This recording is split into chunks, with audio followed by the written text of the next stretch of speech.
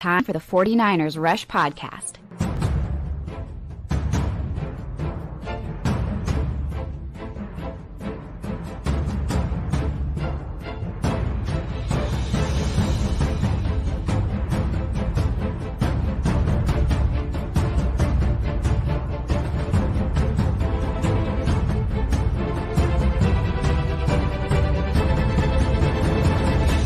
And here's your host, John Chapman. What is going on, faithful? It is absolutely incredible to be with you guys today. It is Saturday morning. There's college football going. It's incredible, but we got to get this show done, baby. This is the flagship program of the 49ers Rush Podcast. We've been doing this a long time. I love diving into these matchups, and it's even more fun when it's a divisional game, and there are so many narratives that you could kind of jump on to make this game even more exciting. We're going to detail all of those. Divisional games are everything in the NFL. You win your division, everything from there on out goes great. Ticket to the playoffs, check. Whatever it is you want to do, you got to win your division first. So the 49ers got the Cardinals this week, week 4. And I'm excited, man. I want to say thank you to all the hashtag CC countdown crew showing up. Look at BEM. Tell them. Don't forget to hit that like button. Free way to support the show. Help us out, whether you're watching live or you're watching after the fact. It just helps us. And for all you guys that are, covering the podcast platform and listening to this after the fact, I just want to say thank you. You guys are everything. Really do appreciate and so thankful that I get to do this. Now, oh, look at this. Michael says it's my birthday, and all I want is Jerry Beats. Let's go. That's what's up, man. But happy birthday. That is incredible. So let's talk. The 49ers are 3-0 going into this game. 2 early season road games to start it off. You got your home opener last week on Thursday Night Football. Took care of business. Cardinals, a little bit of a different story. They're 1-2. But if you listen to any of the 49ers press conferences this week, you heard Steve Wilks, you heard the players, you heard Kyle Shanahan, you heard Brian Schneider, the special teams guy, all saying Cardinals very easily could be 3-0.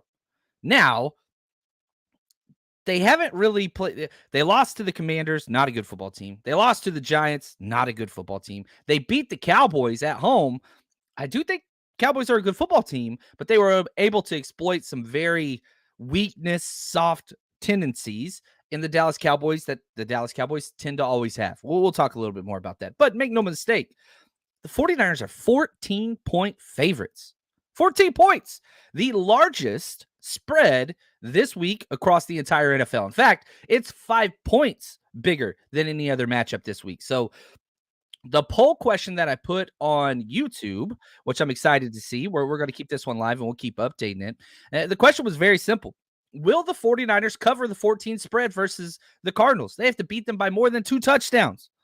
75% currently say yes, 22% no, 3% said they will win by exactly 14 points or 2 touchdowns. So if you haven't voted in that, go get there. We'll update that at the end of the show just to see how it goes as we get some more votes in there. Now, if you want to know the difference between these two franchises, let me just update it with this. And shout out to the man, Coach Cruz, doing research for today's show and all of our scouting reports. He's the freaking man. Excited to hang out with you and the fam tomorrow at the tailgate. Going to be a blast, Coach. Now, the Cardinals, I don't know if you guys saw this storyline.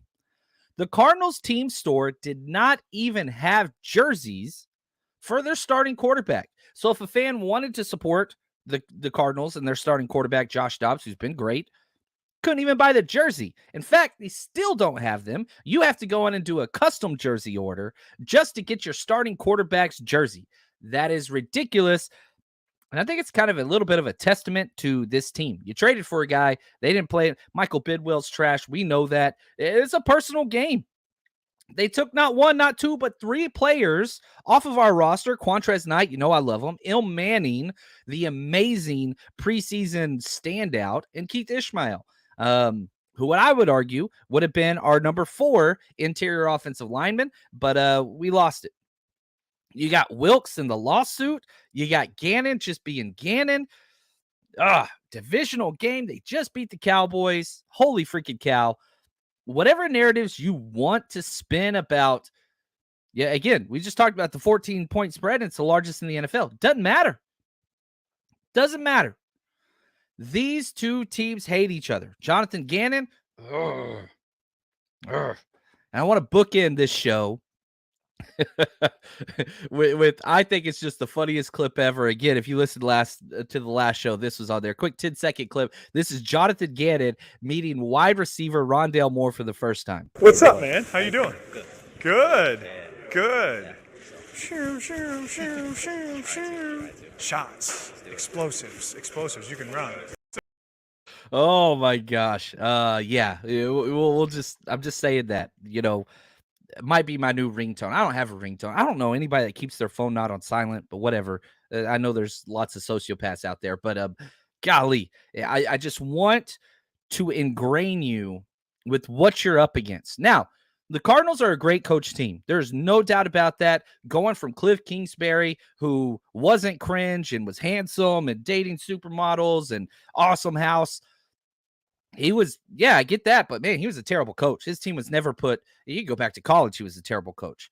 Might be a good quarterbacks coach. I don't know. We'll see. But terrible coach team. They're not terribly coached anymore. They're not. Oh, what's up? Jax, what's up? Appreciate the super chat. She says, hey, John, have a great show. So much appreciated. It means a lot. It means a lot. Now, they're a good coach team. Make no mistake about it. They're 1-2. Okay, that's terrible. They're 4-13 in their last, if you look all the way at last season and this year, like they were bad last year. They're bad this year. If you look at the just playoff standings, which I know it's early, but it gives you a reference. The 49ers are first in the NFC. There's 16 teams. Arizona Cardinals are 13th. There's only 3 teams that are behind them, and they're all the winless teams of the NFC. They're dead last of the 1 and 2 teams with what they've done, with the losses that they've had to the Commanders and the Giants. Like, they're not a good team. Now, we look at just some easy points scored, points allowed, okay? The most basic metric in all of football. Score more points than the other team, you win. It's simple, right? They're 12th in points scored, which is pretty good. They're above average. 16 is average. They're slightly above that. They're averaging 24 points per game. Defensively, they're tied 16th. They are exactly average. They're allowing 22.3 points per game. So you can see they are the definition of an average football team. And that means those games against bad teams like the Giants or the Commanders, maybe the Commanders are good. We don't know yet. I don't think that they are. But they're losing these close battles to these subpar teams. They're average. That's what they are. Now we look at the 49ers. They're 3-0. Third out of 32 teams points scored, 30 points a game. 5th in points allowed, 14 points a game. 49ers have won 8 straight division games. Cardinals haven't played a divisional game yet. They've only played against the NFC East.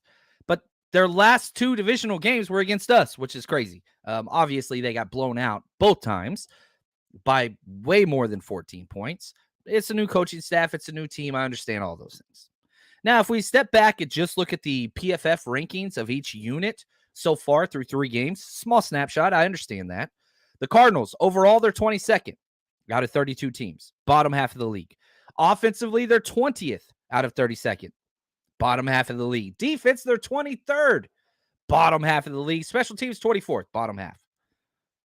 49ers, 2nd overall, 5th on offense, number 1 defense, 20th on special teams, which a lot of people will say, myself included, the 49ers special teams is the biggest weakness of the 49ers. But even if you look at our biggest flaw, 20th out of 32 in special teams, it's better than them. 24th out of special teams. So where do you find an advantage? And, whenever I'm going through and I make all my predictions and bets of the week and all this stuff, I'm constantly fighting with this issue. What has to happen for the Cardinals to win this game? You ask the opposite question. What do the 49ers have to do to win this game? That's pretty damn simple. Man, you start asking, what do the Cardinals have to do to win this game? And then you watch the Dallas game last week, and it's just like, okay, the things that worked for them last week, that's our biggest strength this week. We'll dive into that offensively and defensively. Now let's get to know these guys just a little bit more. Jonathan Gannon is their head coach. This probably, I enjoy this, just learning about coaches and their career paths, how they got where they are, all these different things. Jonathan Gannon, he was interesting. He was a GA, student assistant, graduate assistant, whatever you want to call him, with Louisville for 3 years back in 2003 to 2005. He was a student assistant. Then he was a grad assistant the next year. Then he jumped on the quality control for the Atlanta Falcons. Tennessee Titans, he was their quality control coach for 2 years, 2012, 2013. Finally got his first assistant coaching job where he was assistant DBs coach for 3 years with the Vikings. Then he was with the Colts as the DB coach. Then he was the defensive coordinator for the Eagles for 3 years, 2021 through 2023. Had a lot of success there. Then he parlayed that into the head coaching job for the Cardinals. But you're talking about a guy who literally was a position coach for 3 years. That's it with the Colts. Then he went to DC. Now he's head coach. And the product that he puts on tape, it's solid. Like he's a good coach. He's not, somebody that, whatever. Now, here we go. I'll play this. I was going to play this later, but I think it makes sense. Kyle Shanahan was asked about Jonathan Gannon and this defense and what it's like going from the Eagles last year to what we have now. And I think Kyle said it well. Real similar because it's the scheme he runs, just the fronts and the coverages. And, he had such a sound, good scheme at Philly, and that's what it's been so far in these 3 games. So we'll see on tendencies and stuff how that changes up. It's still early in the year, how he's going to use his personnel and stuff like that. But you can still see he's doing what he does, and it's a very So, yeah, I mean, it's funny going through the film. Most of my takeaways were just how bad the Cowboys were, but going through the film, like it's pretty simple. And we'll dive into the tendencies, their coverage schemes, their fronts, all those blitz packages, all that stuff. We'll cover that a little bit more in detail later in this episode. But I want to continue to get to know this coaching staff. Their offensive coordinator, Drew Petzing. Interesting guy. Started off at Harvard, was a student assistant, so he's smart as hell. Boston College was a GA, went to Yale as a linebackers coach. Then he got his first break into the NFL in 2013 with the Cleveland Browns. Football operations intern. He was with the Vikings as an offensive assistant. This is a Kubiak scheme. So, yeah, we know Kubiak, right? The Kubiak, Shanahan, mind meld, whatever. He's part of that. So he was with the Vikings for a long time. He got promoted up, started in 2014 as an offensive assistant, then assistant wide receivers coach, then assistant quarterbacks coach, then wide receivers coach. He was there for 6 years, just kept getting bumped up. Jumped over to Cleveland in 2020, was there for 2 years as tight end coach. Tight end coaches I respect them so much, and I always used to tell guys, if you can coach tight end, you can coach anything on offense. That's just the way it is, because you got to know all the run game, got to know all the pass game, got to know all the protections, all the route trees. You got to know everything. Tight ends, running back was easiest. Wide receivers next. Then you got O-line. Then you got tight ends and quarterbacks. That's a whole different path, but I respect tight ends coaches big time. Then he got promoted to the quarterbacks coach with the Browns, all the way to his very first OC job this year. Not doing so bad. And, as we dive into the offense, which we will here in a second, I really do think that it's not a complex offense really at all. It's really, really simple. You traded for Josh Dobbs 2 weeks before the season started. He stepped in and he's done really, really well. It's a chill, simplified offense. They do a few things well, and they're going to be their bread and butter. They're not confusing people. That's for dang sure. There's not much to be confused about. Now, the last of their coaching staff we're going to talk about, definitely the newest on the scene. Their defensive coordinator, Nick Rallis, Rallis, a name not very well known, but man, this kid has ascended quick. He was a quality control coach at Wake Forest 2017. That was his first coaching gig. Now he's a DC in the NFL. He went to the Vikings, was with a lot of this staff. In 2018, defensive quality control coach. Then he goes to the Eagles as a linebacker coach for 2 years. Now he's a DC. This dude has coached for 2 years positionally and now he's a DC.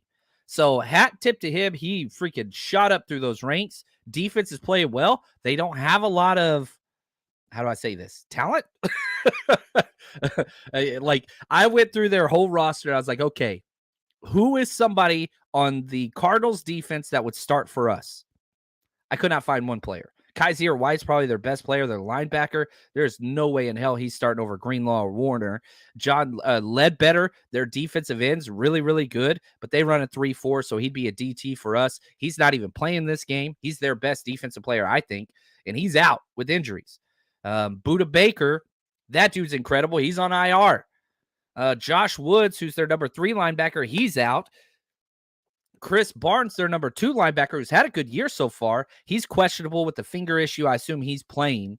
Marquise Brown, wide receiver, he's questionable with a thumb issue. I assume he's playing, but wide receiver with a hand issue, not ideal. Keontae Ingram, their backup running back, neck issue, questionable. And Paris Johnson Jr., their first-round pick, tackle, ankle, questionable. Not what you want to hear from your starting right tackle about to go up against Nick Bosa. 49ers got injuries as well. IU's cleared, good to go. Ambry Thomas, he seems good to go. Debo, I don't know. That knee issue, it's a coin flip to me. He's questionable. Dre Greenlaw's good. Juwan Jennings looks like he is not going to play. So here we are, week 4, and Elijah Mitchell, I got to talk about him. He got injured in practice.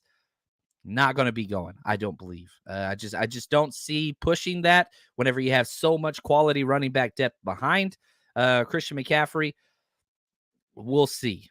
Bro Montana, thank you so much, man. Appreciate the super chat. Don't know why Gannon gives me Mr. Burns vibes. Ooh, that's good. As Fred Warner says, got to hit them hard first. There's no doubt about that. The pain is a-coming. That's what it is. Josh, he says, they run a very basic offense. Yeah, it's simple. They don't want to make mistakes, and they just want to stay a little bit ahead. It's what it is. So let's talk briefly about the history of this matchup. I was very shocked about this.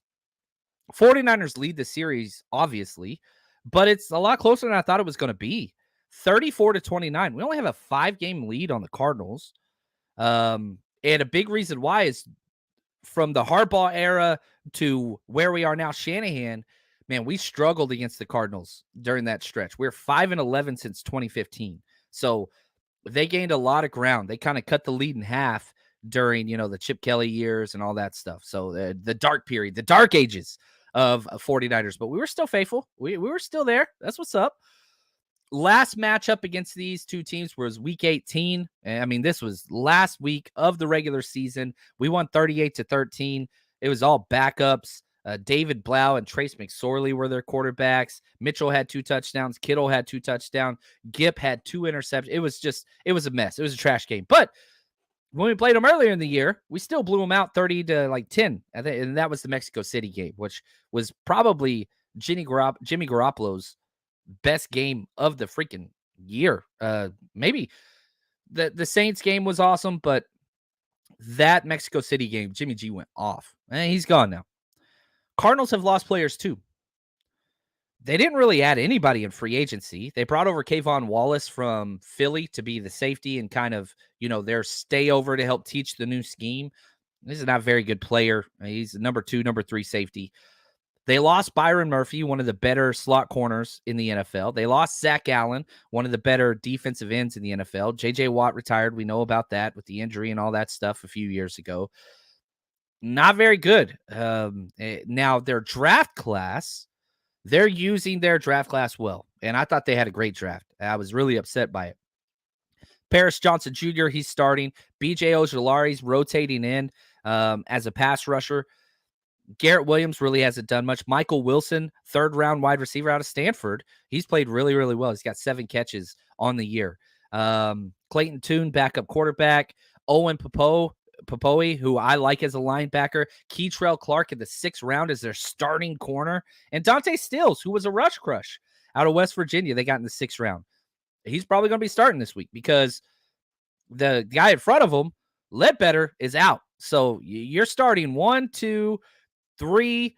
You got potentially 4 rookies starting for this team. That's not ideal playing against the best team in the NFL. Now, the statement always goes like this in the coaching world. This is shared from Mac Brown. Always used to say this, hashtag Hook 'em Horns.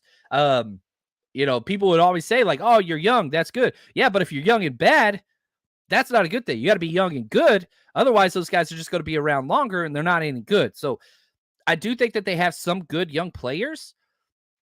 Even Paris Johnson, who I really, really like, he hasn't looked good yet. And he's dealing with an ankle injury. Has not looked good. It really hasn't yet. Now, eventually, I think that he will. But we'll see. Now, before we dive in depth, let's get through all the ranks and all that stuff of the Cardinals defense. I don't know what you're doing this weekend. If you're going to the Niners game, you sure as heck better come party with us. Going to 49ers games is awesome, but what's even better than that is going to 49ers games with the faithful, joining the community, and we got you covered. The 49ers Rush Road Trip is going into its 4th year of bringing the faithful together, night before parties, tailgates the day of. We got you covered. Go get your tickets at 49ersrushroadtrip.com. Go see the full list of all 12 games, both home and away, that we will be working on. And remember, every single event we do is family friendly. Not only family friendly, but kids get in free with the ticketed adult. 18 and under, get in free. If you want to see where we're at, we're over in the blue lot, right up against Democracy Way exit. Man, come have a good time. We will be set up. So here's kind of how the whole system works. They don't open the parking lots until 3.5 hours before kickoff. However, we get to set up an hour before that. We have early entry, which is awesome. Shout out to the Niners for hooking us up. So we get there. We get everything set up. Food's cooking. Beer's cold. Everything as soon as you get in. And so that way, whenever you walk in, you've got the maximum amount of, tailgate time, fun time, all that stuff, the giveaways. We got it off the charts. Again, if you just blue lot 1 up against the Democracy Way fence, right by the exit. Come say what's up. Excited about this one. Now, let's talk about the Cardinals defense. Pretty average in most things. Okay, so remember, all these are out of 32 teams. 16th in points, 26th in yards. They give up a lot of yards. 7th in turnovers. And that's kind of been their thing. One, they played Dak Prescott, so that's going to help them out big time because Dak's the turnover machine. 8th in fumbles recovered. 29th in first downs. Bend, don't break. That's their mindset. That's who they've always been. That's who Gannon was in Philly. That's who he is now. A lot of yards, which is what the Niners want to do offensively. They want long, sustained drives. 15th in passing touchdowns allowed, 7th in interceptions. They've got 3 so far. It's pretty good. 26th in rush yards allowed. Are you kidding me? 19th in rushing touchdowns allowed, 26th in yards per rush. They're giving up 4.6 yards per rush against the bad teams, against the Commanders, against the Giants. They had Saquon, and against the Cowboys, they had Tony Pollard. So, yeah, you got some good, talented running backs. None of those guys are CMC. You didn't have any games against Kyle Shanahan. 29th on third downs. They give up 50% third down conversion rate. Not good. Not good. 14th in the red zone. It's just, I don't know. Whenever I'm looking at this, and, we already played that kind of clip on the Cardinals defense, Kyle Shanahan talking about him. It's just hard to find quality players. Kaiser White's awesome. And if you watch that Cowboys game, he was up in Dak's face the whole time. I hope he brings that same energy this week. I want to fight. I want to rumble. This game's personal for a lot of the 49ers. And so I want him to charge up Purdy because I want to see what Purdy's going to do to somebody that's trash talking in his face. Bring out the beast that is Purdy. I do not mind at all. And so I would really, really, really like to see this. Now, sticking with Brock Purdy, he was asked this week, okay, last week you were blitzed all the time. Cards don't blitz that much. So here's Brock Purdy talking about going against the blitz last week and the Cardinals defense this week. Yeah, last week it was almost like every single play we had to have an answer for some kind of blitz or all out. This week it's a little different. They do, show some pressures in certain scenarios. But for us, man, it's like, all right, here's what they do defensively, and, we got to attack that. It is different than all the pressures and whatnot from last week, but still, it's going to be a solid defense. What they do it well. They're consistent in what they do. and they're very well coached. So it's a new challenge, but still there's some things that are similar in terms of we just got to be ready for some things just in case. I do think it's funny they keep playing 3-4 teams. Every single game we played against is an odd front, which, it's just different. It's different. Now, players. We talked Kaiser White. Victor Dimukeji, who I really like out of the edge. He's 18th ranked PFF edge. He's done really, really well. But they rotate so many guys. They do not have – their defensive front is similar to the Niners, but they rotate even more than we do.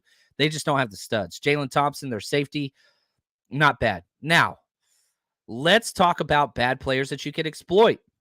It's pretty damn hard to find anybody that's qualified or a stud on this defense. Their entire defensive line is in the bottom half of their position. Strong is 74th out of 128 defensive tackles. Not good. Fotu, Lecky Fotu is his name. 74th. He's tied. They both have a 56.8 PFF grade. You're putting in Dante Stills for Ledbetter, who was their best player. You can run on this team. You really, really can. And a big reason why the Cardinals are not as good in the second half is because if you lean on them, they can't stop you. So if you're behind the Cardinals, watch out. You've got to figure something out. And that was what the Cowboys had a problem with. They had to rely on Dak Prescott. Whenever you have to do that, you're going to lose the game, especially if it's a pressure situation. That's just not who he is. Him and Kirk Cousins are the same. We are good in pressure situations, and we're usually out front. So, at some point this year, the Niners are going to have to come back from being, trailing. This ain't going to be the game, but at some point we're going to have to see it. I do think that the Niners can handle it with all the firepower and the defense they have, but this game ain't going to be it. Their corners are terrible. Wilson and Clark ranked 77th and 96th out of corners, 105 corners graded. Really, really, really bad. They run the 3-4 scheme. I went through and just started charting their coverages. Quarters was their number one, but they want two high safeties. They want cover 2. They do a Tampa 2. They do a man under 2. They do a man off 2. They do a 2 deep, 5 under. Cover 2 halves is what they want to do. Saw some quarters, saw some cover 6. I even saw amoeba defense, which was fun. Took me back to the high school days. That's where everybody's moving around. You know what I mean? Nobody's like, you had one guy set and all the linebackers and D linemen are just rotating around, standing up. Dak got confused, got a penalty off of it. Again, big difference between Brock Purdy and Dak Prescott. I understand Dak might be a more talented thrower and he's accomplished more, but whenever it comes to protecting the ball, Dak is the worst in the NFL. When it comes to pressure situations, Dak is the worst in the NFL. So Dak hate, I know it's always welcomed here, but yeah, it's what it is right here. Yeah, Josh says too high safety. We run it all day. Now, what they do a lot of times, which I thought was fun, is they confuse Dak consistently because they'll be in a too high safety look. They'll robber one safety down and their nickel will fall back to the cover 2, or their outside corner will fall back to the cover 2. So a safety is shooting into the box, or a linebacker. They'll do this with Kaiser White, the true Tampa 2, which we see a lot with Fred Warner, where he drops the deep third. Urlacher kind of made famous, right? They'll do a lot of those concepts. So it looks like a 2 safety look, but one will shoot down and a corner will replace or something along those lines a lot. So a lot of the pre-snap reads, yeah, Josh, I'm with you. It's going to be run the damn ball. It's going to be run the ball. And I think that's what the Niners want to do. Alberto, he says, what's fam? He says, what fam? Good morning, bang, bang, Niner gang. I think that rhymed. I messed it up the whole time, but that's what it is.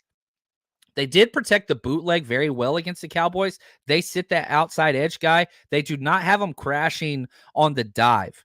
And so if that's the case, backside A gap, backside B gap is going to be open all day for any type of handoffs, and you carry out that fake boot.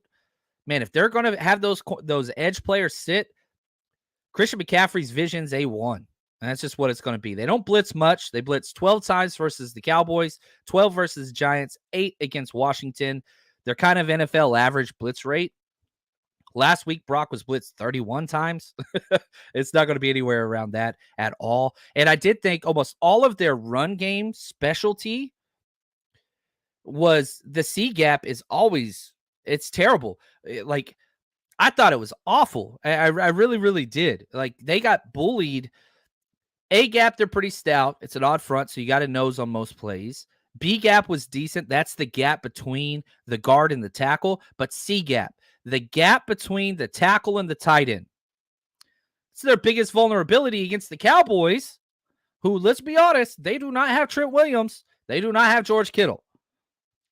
So the Cowboys were able to exploit that. Guess what? Yeah, Kittle and even Warner, Charlie Warner, who I think has been blocking really, really well, that's there too. So it's interesting. It's hard to match their strength against our weakness. Not sure what our weaknesses are, but it just does not look correct. Like the whole time, again, back to this question, how do they win this game? How do I find a script for them to win this game? And outside of, being probably +3 in the turnover margin and having a lot of big explosive plays, it's pretty damn hard to create a narrative for how the world they're going to be able to do to the 49ers what they did to the Giants. That's just what it is. Now, if you want to go back through and watch some of the past plays, player breakdowns, all those things, the number one way to support this show, the49ersrush.com. I am so excited to announce our new platform launch, the49ersrush.com. We've been active on Patreon for years, and we're still going to keep that community going, but the 49ersrush.com has everything Patreon offers and a bunch more. You want to watch player breakdowns? Guess what? You click that. It's filtered based on players. You want to see Javon Hargrave, what he brings, some CMC tape broken down, Ayuk, Jair Brown. We've got hundreds and hundreds of tapes on. Now, you want football 101. You want to learn scheme. Guess what? We've got every single offensive, defensive, special team snap. Head over to the 49ersrush.com, sign up, join the community, and plus we got a 7-day free trial. So, all right. So, let's talk their offense. It's simple. They're 12th in points, 18 in yards. They're average. 6th in turnovers. They've protected the ball well. They only have 2 turnovers. And no interceptions thrown. Another quarterback that we're playing that hasn't thrown an interception. Just so you know, 49ers will be getting an interception this week. It's going to happen. It's consistent. 18th in first downs, below average, 27th pass yards, 24th passing touchdowns, 16th yards per attempt, 11th in rush attempts. They run the ball, and they run the ball well. 6th in rush yards, 4th in rush touchdowns, 2nd in rush yards per attempt. A lot of that was they had 90 rush yards in the first quarter versus the Cowboys. Finished with over 200 yards rushing against the Cowboys. Cowboys soft as hell, man. They just blew them up. Now, 16th in red zone. So they're not a good offense, but they have run the ball successfully. Now, here's the man himself, Steve Wilks, who, golly, I love this guy, and I'm so glad that we added him. This was his press conference yesterday talking about what his summary was on the Cardinals offense. Good football team. Very good football team. After watching the tape, impressed with every facet of their offense. When it comes to running the football, they do it well. A lot of respect for Connor. Respected him when he was with the Steelers, and he's still running the ball hard. Dobbs, when you look at his play, hasn't turned the ball over. Does a great job protecting the ball. Can put it in the right spot. They have 2 great receivers in Hollywood and Rondell that can take the top off and do a great job getting on the perimeter with the jet sweeps. So, and the offensive line doesn't get enough credit up front with DJ Humphries, and I'm very impressed with their tight ends being able to block as well as get down the field and stretch the field in the passing. Yeah, and so they do everything simple. It's a very simplified, chill offense. Do they have some studs? They do. It starts with James Conner. Dude's running hard. He's healthy. He's mean as hell. He's the 2nd highest rated player running back on PFF. Number 1, Christian McCaffrey. Dobbs, 68.4 PFF score. He's the 19th rated quarterback. He's not turning the ball over. Marquise Brown, speed. Hernandez, their right guard, Will Hernandez, we played against a lot of times. Not too concerned about we're better across the board. There's no doubt about that. And I love this. Everybody put in there. You got to stop the run. You got to stop the run. You got to respect Dobbs in the run game. That's huge. All those things matter. And, you look at kind of what they've done. Like, okay, let's talk about their old line. You just heard Wilks say, they're underrated and they're not getting the respect they deserve. They haven't. A moving quarterback, a mobile quarterback, corrects a lot of issues. And Dobbs is tough as hell. He's playing with nothing to lose. It reminds me so much of Geno last year early on. There's not a lot of film on him. He's an NFL journeyman, hasn't had any success. Now he's getting a chance on a, average team to below average team. And he's found some success early. The more and more tape that gets out on him, though, things start to change. And their old line's not great. Their left guard, Wilkinson, has a 33.7 PFF score. He's allowed 7 pressures, 4 hurries, 2 quarterback hits, and 1 sack. Sack numbers are low because Dobbs has been running a lot. But you look at kind of what their personnel is. They're still an 11 personnel team. Under Kingsbury, they were 10 personnel, 1 running back, 0 tight ends. Now they're 11, 1 running back, 1 tight end.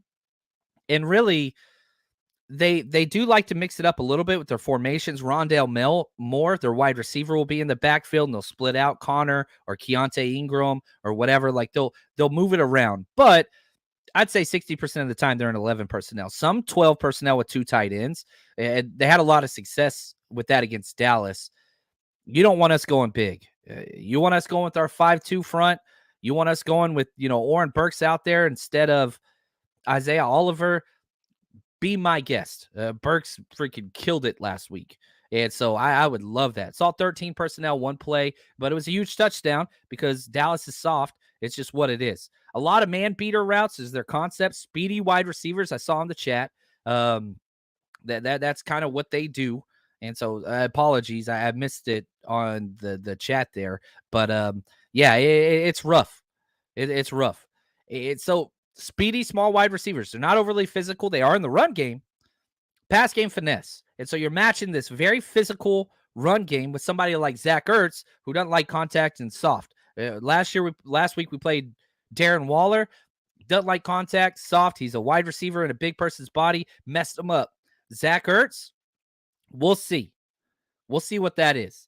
Dobbs, I think one of the best things he does is spot man coverage. He torched the Cowboys because he was able to tell where the blitz was coming from. He was able to identify man-on-man coverage, and he attacked it. He's playing with nothing to lose. He got nothing to lose. And it's working out for him. They don't throw deep often. We've only thrown 3 deep balls last week. No touchdowns, no interceptions, only 9% of dropbacks, 38% play action. They want him moving. Everything is a play pass. They're moving a lot. 15% screens. That's higher than the 49ers. We run a lot of screens.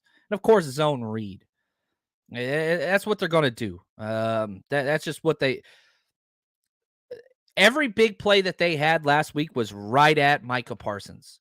That was their coaching. That was their entire game plan. We're going right at 11. They'd run right at 11. The 5 biggest runs of the game were straight at number 11, Micah Parsons. The biggest rush plays from from Dobbs were right at. They didn't even block him. Now, if you're going to do that to Nick Bosa, you're in trouble. Bosa's way better in the run. Way better. So, you got to be careful there. And, my biggest issue with the Cardinals, again, is from a personnel standpoint. They just don't, right? It's X's and O's or Jimmy's and Joe's. In a perfect world, you want both. You want a great scheme, and you want blue chip players that can execute that scheme. That's the Niners, right? What is it? Is it Kyle Shanahan, or is it all the skill players? Or is it both? I think it's both. You look at what the Cardinals are doing right now, I think a lot of what they're doing is just X's and O's. They're not doing it with Jimmy's and Joe's. And once that scheme gets figured out, that's where the issues come in. Well, guess what? The Niners just had 11 days to learn all this stuff. All the new faces, all the new schemes. They've had time. And so I think that's huge. Alan, he says, "What's up, John? Became a new member the other day. Appreciate you, man. I love that. They used the Rats game plan. Yep, I've heard that one before. Run at the stud. Tara, what's up, man? Always good to be with you, buddy. And yeah, I think go ahead, run at Bosa. I dare you. You're not going to have the same result that you did in Micah Parsons. They are built different. I'm not saying Micah Parsons is bad. I'm saying Micah Parsons is finesse, and he is crazy explosive. Nick Bosa is a technician that reads blocks better than almost any other defensive end in the NFL and has as many tackle for losses as he does safety or sacks. So, like, yeah, go ahead, man. Run at him. Tara says it would be perfect for them to run at Bosa. Drake's backside speed will get him. Yeah, I don't know what their game plan is going to be this week, to be honest with you.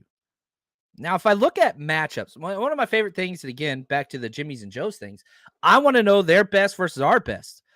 Pretty damn hard to find out this week. Nick Bosa versus Paris Johnson is going to be fun. He's a top 10 pick. Rookie. Banged up, though. Both played at Ohio State. That's going to be fun to watch for us. Probably not for them. Rookie about to learn. You about to learn. You about to learn. Charvarius Ward versus Marquise Brown. That's going to be fun. Super soft, fast finesse. Physical technician. That's going to be fun. Warner versus James Cotter. Oh, my gosh. That's probably the best one. Physical against physical. And then Dre Greenlaw versus Josh Dobbs. Now, somebody asked, would I put Greenlaw to spy on Dobbs? Some plays I probably wouldn't come out in the first quarter and do that. If Dobbs starts running free, then you would do that. That's the adjustment that you go to, maybe second, third drive, but not right off the bat. No.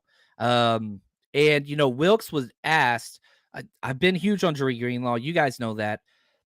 I'm not changing anything about him. I went back. I broke down the penalty. Let's talk about the penalty real quick. Let's time out. Let's do this. I added a 1-minute clip. And if you're listening to the podcast view, I think I'm going to explain this relatively well. Then we're going to listen to Wilks talk about the same penalty and what he wants from Dre Greenlaw this week. So we got 2 clips. I'll show one, talk about it a little bit. Then I'll show Wilks' interpretation of it. So this is up over on the 49ersrush.com, and it's over in our breakdown on our Patreon channel as well. This was the penalty last week from Dre Greenlaw because they said he hit him after the whistle. Just want to talk about this Dre Greenlaw personal foul. Here you can see him coming to hit the guy. This is the official, and you can see his right hand. Look at that. Still does not have his whistle even in his mouth. And you can see right here, hasn't raised his hand to signify the end of the play yet. Just started. You can see the cheek muscles. Come on, man. Contact's already being made. Hands just now coming up. Contact's already been made. And then he throws the flag. No helmet to helmet. No anything. I mean, that he's hitting him in the arm. Look at that. You see the cheek muscles. That is a BS call. If I was Kyle Shanahan, I'm sending. Look at this. Whistle's not even in his damn mouth.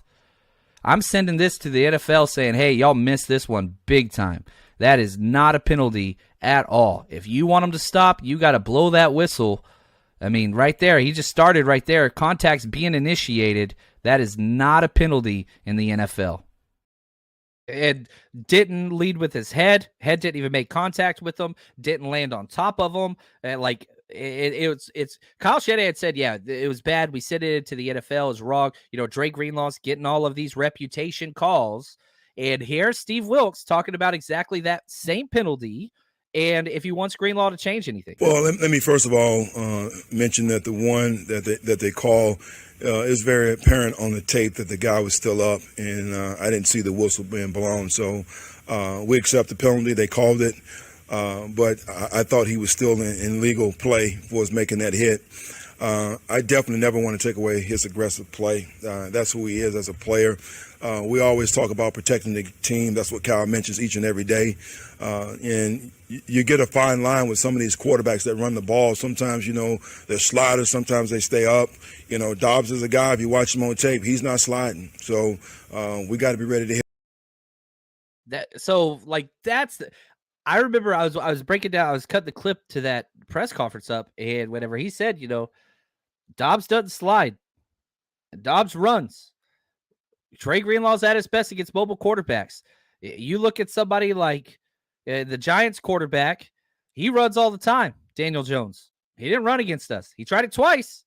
Dre Greenlaw was there both times, and then he said, I'm not doing that anymore.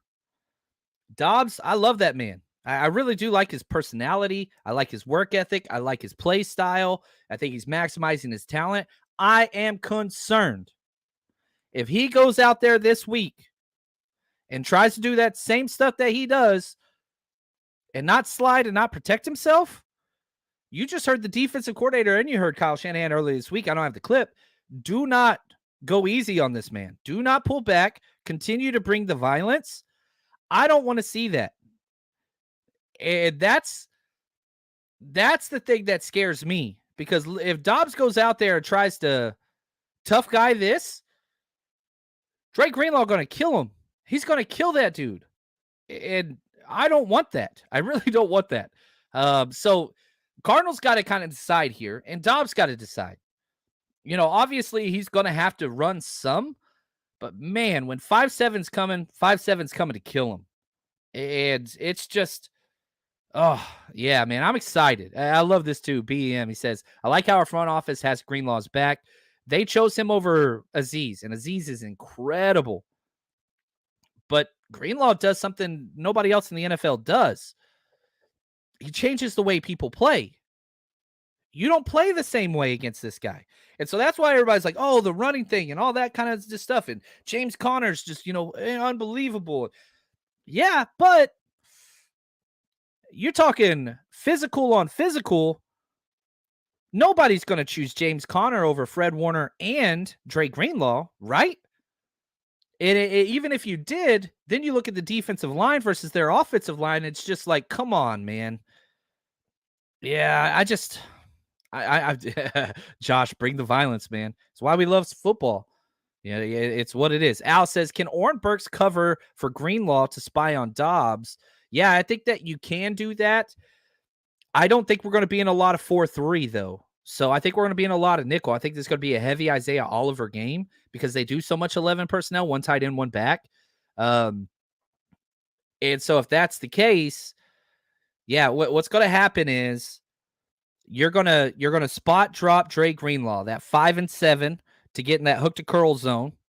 And whenever you're doing that zone drop with our linebackers, they're looking at the quarterback. They're looking up. And so what I don't want to see is a lot of man coverage from our backers where they turn their back to the quarterback. So you don't need to blitz this week. And Wilks even talked about that. Don't need to blitz. We want to get pressure with our 4. If we can't get pressure with our 4, then you make the adjustments and you do some blitzing and stunts and all that stuff. But if you are able to keep Dre Greenlaw's eyes forward instead of in man coverage, gonna be dangerous. It's gonna be dangerous. It's just what it's gonna be. So yeah, Bobby right here says, I don't think we need to spy Dobbs. I would not do that early. That's an adjustment you practice for. Man coverage is an adjustment you practice for. You go out and do your thing, force him to dice you up like Matt Stafford did in the first half, but could he do it for the whole game? No. Dobbs ain't no Stafford. He's not. So you got to try to make him do what he doesn't want to do. It's the Napoleonic War Code, right? Never do what your enemy wants you to do. What do the Cardinals want you to do? They want us to play man coverage. That's what they want. Don't do that. Don't do that. Force small, consistent, repetitive play. Stop the run first. Limit the big plays. It's very, very simple. Bobby, sticking with it. Oliver been handling his business. He has. It's his birthday today, by the way. Happy birthday, Isaiah Oliver, number 26. And, Oliver's the tale of two halves. And so I've learned through going through every single play multiple times. First half, Isaiah Oliver is one thing. Second half, it just takes a while to heat up. That's it. He's dynamite in the second half. He's amazing on third downs. First half, you got to be a little careful with them. Itchy. Greenlaw is the only linebacker we have close to the combination of power and speed Willis had. Fred's not far behind him. He's not far behind him. But yeah, we have been spoiled. Yeah, back to the NFL announced just a couple weeks ago they're finalists for the Hall of Fame in the modern era category. We have 6 linebackers up for the Hall of Fame at the same damn time. At the same time. Plus the 2 that we have now. That's just a trip, man. Bobby, he says, what's the info on your tailgate tomorrow? I want to drop in. Yes, appreciate that, man. We've got bacon, guacamole burgers, cheeseburgers, going to have a blast. We've got dogs if you don't want that. We've got all kinds of sides, beer, tequila, house margaritas. We got a whole pitcher full. Head over to 49ersrushroadtrip.com if you want your tickets. We are taking walk-ups this week. The Cowboys game, we probably will not. We're going to be sold out of that one. I want to make sure everybody has enough food and drinks. That's probably the biggest challenge in throwing all these parties is you never know how many people are actually going to be there because people always wait till last minute to buy their tickets. But we're over in the blue lot. So come by. You'll see the flags. Come say what's up. And again, I say this all the time. Do not allow money to be an issue to not come have a good time with the community. Just reach out to us, 49ers Rush podcast at gmail.com. We'll put you to work. You can work and help us set up or tear down or serve or something along those lines to cover your price of whatever, and we'll take care of you. So we want you to be a part. If you have the money you can't support, that helps the show. And say what's up to my kiddo. My son's going to be out there working. I'm excited about that. Going to be going to the game with me. You'll see the 15-year-old out there. That's what's up. So excited about that. Let's see here. Let's get to some of these fun connections between these two teams because there's a lot. Kaiser White, and Colton McKivitz, they were together at West Virginia. So was Dante Stills. And so they didn't play together, but Dante Stills is going against Colton McKivitz, both West Virginia guys.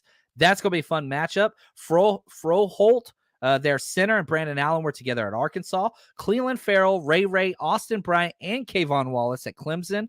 Charlie Warner, Jonathan Ledbetter, who's now out. They played together at Georgia, Oklahoma. This will make you happy, Tommy. Braden Willis and Hollywood Brown, they were together there at OU. Going to get spanked in the Red River rivalry next week. Go Texas, baby. Already 5-point favorites, which, man, that's not much. We're going to blow them out by way more than that. Jalen Graham, Rondé Moore were together at Purdue. D. Winters and D. McCardo were together at TCU. And we've got the awesome UTSA Roadrunners hookup here. Kevin Strong and Spencer Burford, they were together at that time. And USC, who I think is playing right now. Hufunga and Keontae Ingram, who transferred from Texas. They are out there together. So the USC brothers, they used to practice against each other all the time. And I love to see that. Now is the time that I know you guys are excited about. Let's go through some of our bets of the week. Aaron Rodgers' season is officially over, but yours has just begun with MyBookie. NFL, college ball, brand new cash out system that gives you the best options to win all season long. You hit the first two legs of your parlay, guess what? You can cash out early, place another bet, or let it ride for a bigger payday. Join us the entire season at mybookie.ag, or you can scan the QR code right next to me. The link is in the description of this video and or podcast, however you're watching or listening. But right now, MyBookie has a no-strings-attached cash bonus that lets you deposit and withdraw quick. Use promo code 49ers, 49ERS, on your first deposit of $50 or more, and you can receive up to $200 in cash instantly credited to your MyBookie account. That's 49ERS, that's the promo code, to claim your bonus now. Bet anything, anytime, anywhere, and I mean anywhere. You can bet anywhere. I've lived in California for 8 years. Bet anywhere. I mean it. Head over there with MyBookie. All right, quick question, John. What about walk-ups for the 49ers Jaguars game? Go buy your ticket. We got we've got Frank Gore coming to that party. So we do have a capacity there. Tickets are $20. Yeah, $20. Come hang out with freaking Frank Gore and the faithful. Are you kidding me? So I strongly do not recommend waiting to buy tickets on our Jaguar stuff. That's going to be the biggest party of the year. We have 450 plus people at our party for Pittsburgh. That Jaguars game is the closest Niners game to like 10 states. I would not wait on that one personally, but maybe we're as much space as we have for that party. I want to get people in there to meet the legend. We'll sell autograph stuff and stuff later, but $20 to get in. It costs that cover at the place that we're at anyway, even without having Frank Gore there. So I strongly recommend getting those. So yeah, right there. First ballot, Frank Gore. That's right, baby. That's right. Now, MyBookie's weird this week because nobody knows what to do with Debo. And so it has the fewest prop bets, it has the fewest all those things. Now, we were able to find a lot of really, really good bets, and I'm going to be posting those on the 49ersrush.com and our Patreon channel. As soon as this video ends, I'll have those up so you can go check those. But I wanted to share a couple bets with you guys that I really, really liked. Just on here, just some bonuses. George Kittle scored 5 touchdowns in his last 3 games versus the Cardinals. You know, you bet Kittle to score 1 touchdown, bet 5 to win 8. You get plus money, plus odds on that one. I like that one a lot. 49ers to be minus a half a point after the first quarter. Niners always start fast. So do the Cardinals, though. That's another bet that I really, really like. And if you want my long shot bet, which, again, you take this for whatever you want. Kyle Juszczyk touchdown this game.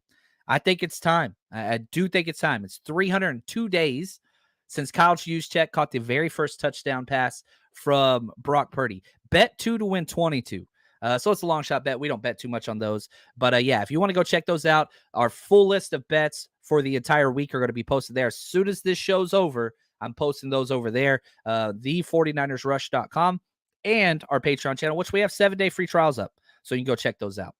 Now, we started this show asking, will the 49ers cover the spread? 14 points. It's a lot. We've got several, over 100, what do we got? 131 votes. 72% says yes, the 49ers will. 21 says no. 8% says they will win by exactly 14. Here's my predictions. And I'm going to say this. This is the largest spread in the NFL this week for a reason. People in the desert understand. You look at the matchups, we'll see. This is a personal game for the 49ers now. It's in our home now. The Cardinals have had a great first half, 3 weeks in a row, but I think that stops this week. I really, really do. 49ers are going to score first. The 49ers are going to control this game from early on. Now, the Cardinals are going to have some success. They're a good football team. But at the end of the day, they're just beat on the board and they're beat on the field with talent. It's just what it is. I cannot find a way for the Cardinals to get to 20 points unless they have a pick 6 or a fumble return for a touchdown, all those things. Even if the Cardinals, if you told me today, the Cardinals are going to be 2 turnovers to none. So the Cardinals force the 49ers to have 2 turnovers and 49ers force 0 turnovers. I still think the 49ers win. They're just that much better of a team. CMC is going to be used like it was week 1 and week 2. I love Jordan Mason, and I hope that he gets, those carries with Elijah Mitchell out. But I'm telling you right now, Shanahan is not going to pull punches on this damn game that's in division. CMC is going to be used like a madman. Just what it is. I don't like doing negative predictions, but I do think that Brock Purdy's finally going to have a turnover, whether it's an interception or a fumble or something. It's just not that he's gotten lucky. He protects the ball better than almost anybody.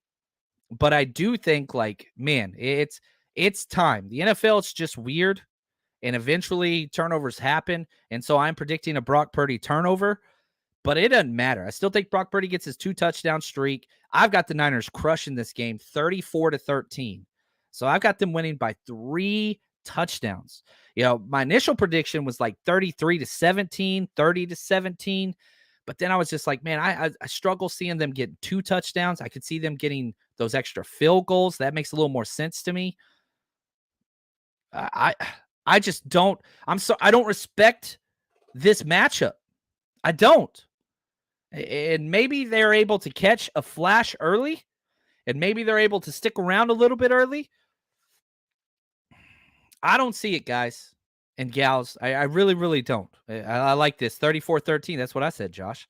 We are in simpatico. Look at Sid. She says, yeah, speak it into existence. It's just a better team. Coming off a mini bye week. I understand Debo might not play. I do think Debo suits up, but we'll see. I don't think it's dependent upon that, though. Because even if Debo's out, you're just going to see more CMC, more Kittle. Ray has been incredible out there. Might be a better run blocker than Debo. Ronnie Bell, I like Ronnie Bell a lot. And what he was able to do last week was incredible. Chris Conley, Willie Snead, both those guys coming in. They're all probably better blockers than Debo. Not, dynamic and all those things, but it doesn't matter.